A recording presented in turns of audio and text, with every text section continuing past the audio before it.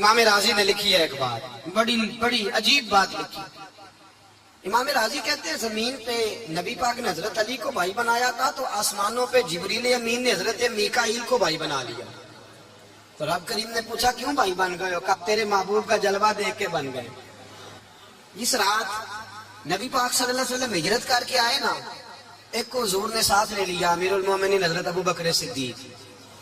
ابو بکر دا پہلا نمبر کس کا ہے؟ دوسرا، تیسرا، چوتھا۔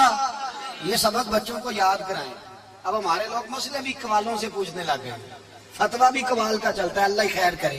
حضرت ابو بکر صدیق کو حضور نے ساتھ لے لیا ہجرت کی رات، اور مولا علی شیر خدا کو بستر پہ سلایا۔ رستے میں بھی بڑا خطرہ تھا، پر بستر پہ اس سے زیادہ خطرہ تھا، اس لیے کہ جب چادر میں لپٹا ہوا کوئی شخص ہے تو کسی کو کیا پتا کون ہے۔ اگر آ کے وہ پردہ نہ ہٹاتے ایسے ہی قتل کر دیتے تو کیا پرسانے حال ہوتا، کچھ بھی نہ ہوتا۔ امام راضی کہتے ہیں رب کریم نے فرمایا جبرائیل میکائیل تم دونوں کہتے تھے ہم بھی بھائی بن گئے، بتاؤ تم میں سے کوئی ایک دوسرے پہ جان قربان کرے گا جان؟ فرشتے خاموش ہو گئے۔ تو رب نے فرمایا اب نیچے ذرا جلوے تو دیکھو، علی میرے رسول پہ جان قربان کر رہا ہے، جاؤ دیکھو نا جا کے جلوے، تم تو بھائی بنے تھے۔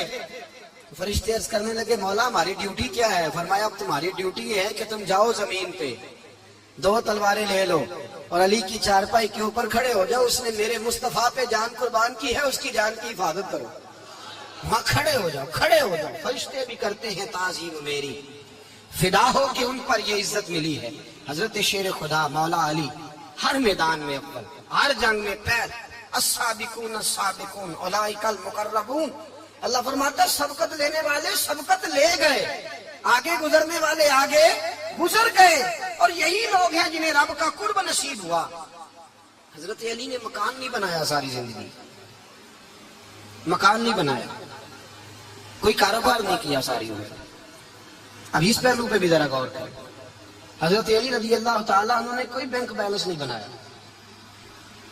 صحابہ کرام علیہم رضوان فرماتے ہیں بڑے بڑے رشتے آئے سیدہ فاطمہ کے لیے، بڑے بڑے امیر کبیر لوگوں، حضور نے فرمایا میں رب کے فیصلے کا انتظار کر رہا ہوں۔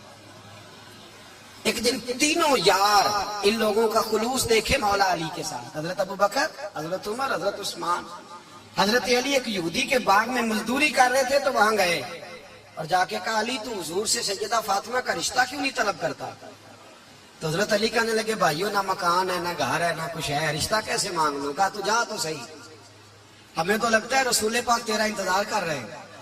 مولا علی شیر خدا کہتے ہیں میں گیا اور جب میں حضور کی بارگاہ میں گیا تو انہوں نے مجھے تیار کر کے بھیجا، مجھے لفظ بھی سکھائے کیا کہنے ہیں، لیکن جب میں وہاں پہنچا نا تو میرے اندر طاقت ہی ختم ہو گئی بولنے کی۔ سلام لے کے تو حضور کے پاس بیٹھ گیا، حضور نے فرمایا علی کیسے آئے ہو؟ تو میں خاموش، پھر پوچھا کیسے آئے ہو؟ میں خاموش، پھر پوچھا کیسے آئے ہو؟ میں خاموش۔ کہتے ہیں دلوں کا حال جاننے والے رسول نے فرمایا علی فاطمہ کے لیے آئے ہو؟ فاطمہ کے لیے آئے ہو؟ تو حضرت علی کہتے ہیں میرا جواب بڑا نرالا ہے۔ میں نے کہا حضور وہ تینوں میرے پاس باغ میں گئے تھے، وہ تینوں گئے تھے، مجھے انہوں نے بھیجا ہے۔ کہتے ہیں رسول پاک مسکرا دیے، فرمایا علی انہوں نے نہیں تجھے بھیجا، رب کریم نے فاطمہ کا تیرے ساتھ نکاح کر دیا ہے، تیرے لیے فیصلہ ہو گیا ہے، فاطمہ کا تیرے حق میں فیصلہ ہو گیا۔ حضرت علی سیدہ فاطمہ کو بیاہ کے لے گئے تو حضرت زید بن حارثہ کے مکان میں، کوئی مکان نہیں۔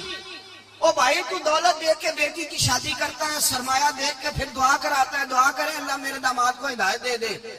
میرے رسول نے بیٹی کی شادی کی تقوی دیکھ کے، پرہیزگاری دیکھ کے، دینداری دیکھ کے اس شخص کو بیٹی دی جو السابقون السابقون کے درجے میں شامل، جو ان الذین آمنوا وعملوا الصالحات اولئک هم خیر البریہ کے درجے میں شامل، ان کو اپنی بیٹی دی۔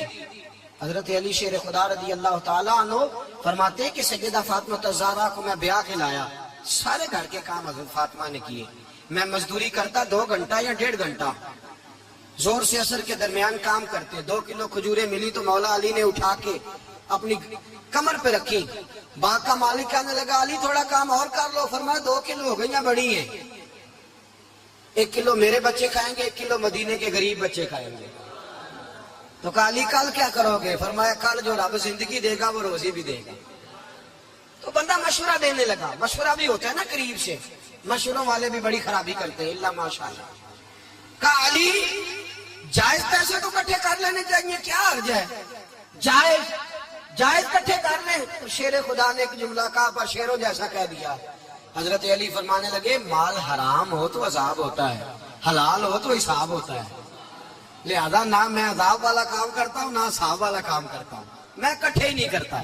نہ بندہ عذاب کے چکر میں پڑے نہ عذاب کے چکر میں پڑے, میں اس رستے جاتا ہی نہیں.